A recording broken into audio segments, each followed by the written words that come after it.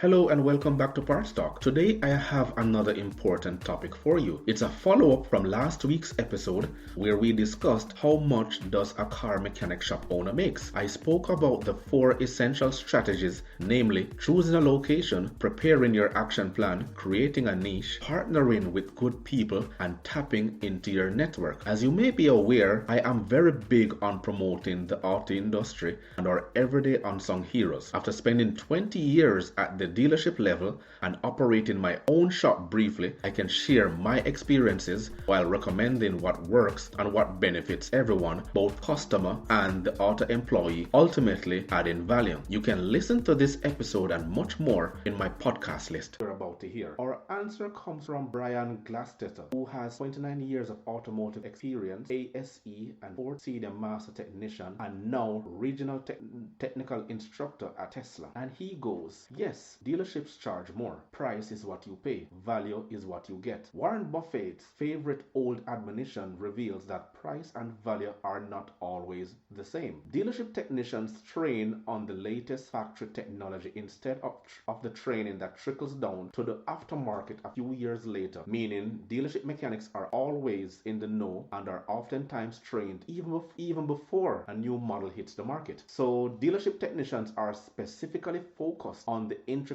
of a brand of vehicle, not attempting to learn enough general knowledge about cars to have an ability to work on anything that comes in the door. Well, I have to interject here. Mechanics at independent shops are the ones who teaches and allows us to do DIY, aka YouTube videos. Yeah, I think you have seen many of those all over the internet. So Brian is a little bit harsh here in my opinion.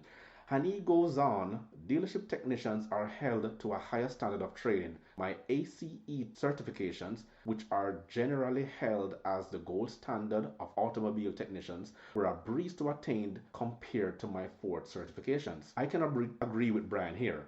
When I worked with the sole authorized Ford dealer in Jamaica, I had to attain certification as a professional certified parts wholesale salesperson, a parts manager, core curriculum, a parts manager advanced curriculum, leadership certification, amongst a slew of other training programs in order to maintain our dealership license and professional designation. And for the record, ASC stands for Automotive Service Excellence and is based in the United States. In Canada, here we have the ATC, which is the Automotive Training Center, and in Jamaica there is JAGAS, JAGAS, which is the Jamaican Automotive Training School, or the Hartrust NTA, National Vocational Academy for Certification. I suspect most countries will have a certified training center for automotive designation. So training is organized into different categories for different sectors of your car, such as brakes, wiring, basic service and repairs. Most dealers and the better small independent shops use this system to keep their mechanics on par with the constantly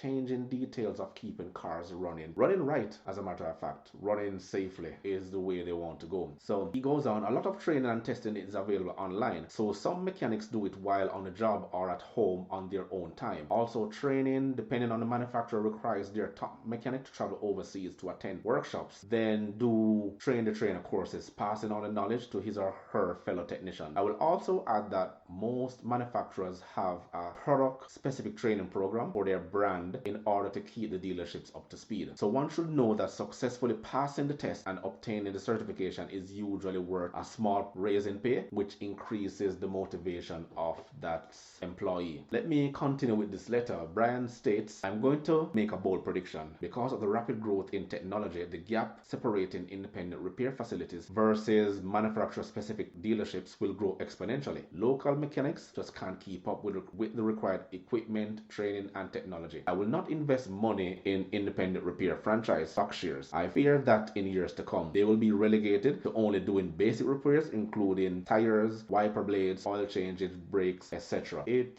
actually is heading that way. Dealerships are essential as we move online now to do a lot of our things, but a lot of our ordering, a lot of our negotiations, a lot of our booking, but in essence, you have to go back to the dealer in order to get certain things done. But the local shops, they have to try to keep up. He's basically right, as I own a 2019 Chevy Cruze diesel, and the local shop here where I live, which is a Napa owned and operated, did not have the tools to clean my diesel injectors. I had to go back to the dealer. So most new cars are now plug and play, meaning a diagnostic tool or computer is plugged into the car, then the reading tells the technician what is needed. Software is then uploaded. That's where the technology is heading. Look at Tesla or any other luxury vehicle or luxury model. As a matter of fact, independent shops will have a hard time keeping up unless they spend a lot of money on capital investment, which may not see their ROI in the short run, which is their return on investment. In ending his letter is answer, he says, lastly, to answer your question, there are times I recommend bringing your vehicle to the independent repair facilities. I do, but certainly modern electronic rack companions, sensors, computers, modems that require computer and parameter calibrations, I will never head down to the local mechanic. It depends on which local mechanic you're talking about. I can attest the fact that a lot of them are up to speed, and a matter of fact, dealerships sometimes uses these local mechanics because some of them invest, especially the independent ones, some of them invest highly in the technology in order to clear codes, in order to do wiring harnesses and any other electrical stuff that is needed by the dealer. As a matter of fact, to give you an inside secret, some dealers have contracts with some of these other independent dealers, meaning that there are some jobs that they outsource to them. So let's not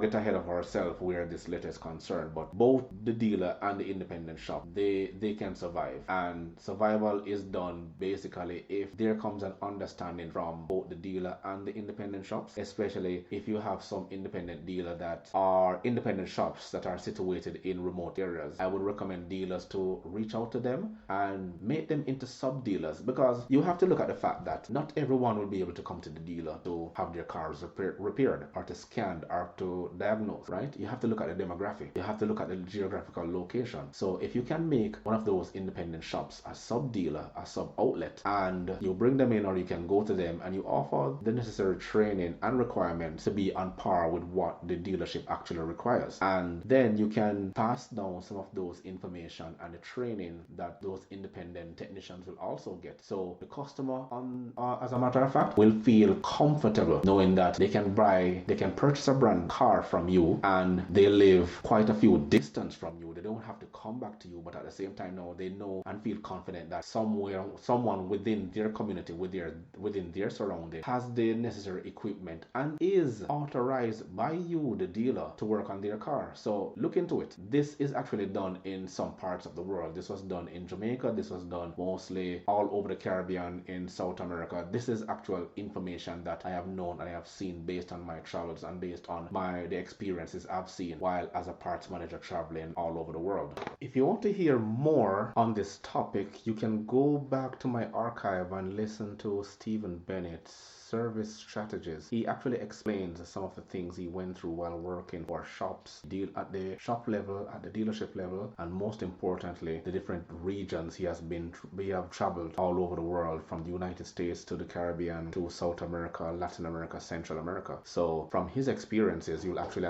learn a lot more in terms of how he went about getting his many certifications from both dealerships and independent shops, and how he went about getting into the dealerships. Can charge much more than your local mechanic shop because, one, they don't have to be nice to customers or worry about good referrals. They literally have a small waiting list. I believe it is because of the high volume that they have allowed them to set the prices where they are. I remember a service writer making a joke about selling 5 engines a week. Well, he calls at least 20 people a day, so those are great ads. Number 2, they specialize in that brand. As mentioned earlier, they usually have workshops on new features and engine designs that are about to be released. They also get a heads up when there is a common problem with a vehicle and a procedure and tips on how to repair it. One thing though is they should charge less. If you work on the same issue, on the same makes and models day in and day out, you are going to get real good at it and very fast and very efficient. This should lower the cost of repair, and the lead time spent on a vehicle means less labor. This is just my opinion though. Like, standardize, after a while they start to standardize the amount of labor you charge on a specific problem, a specific vehicle, because you're better at it. The same vehicle keeps coming in and day out, so there should be a standardized rate.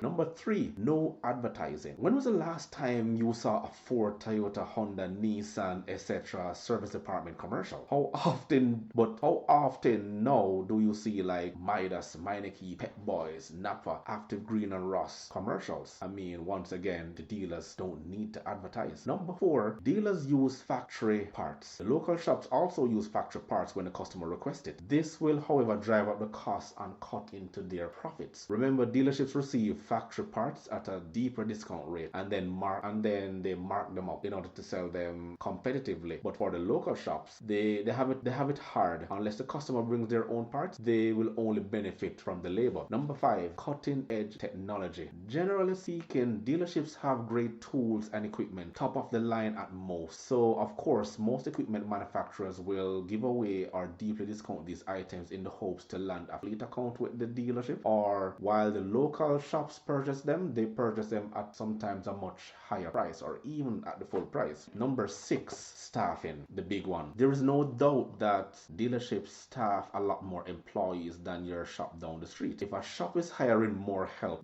it simply means that they are getting more revenue, more work, and more profit. I'm sure, however, with the current shortage of mechanics and apprentices, poaching and luring is at an all-time high, especially here in Toronto and the GTA. So what do you think? Do you have anything else to add? Let me know in the comment section. Again, I'm Chris Clark, your parts manager professional. Until next time, walk good. And I want to give a special shout out to Adam Sanchez, a certified ASC in cars and automobile in Florida, for the latest contribution. Thank you. If you enjoyed this episode, be sure to subscribe so you're notified when a new episode is posted. Remember to rate and review this podcast and share it with your friends. Thanks so much for listening, and I hope you're leaving with a better understanding of the individuals who work in the auto industry. Until next time.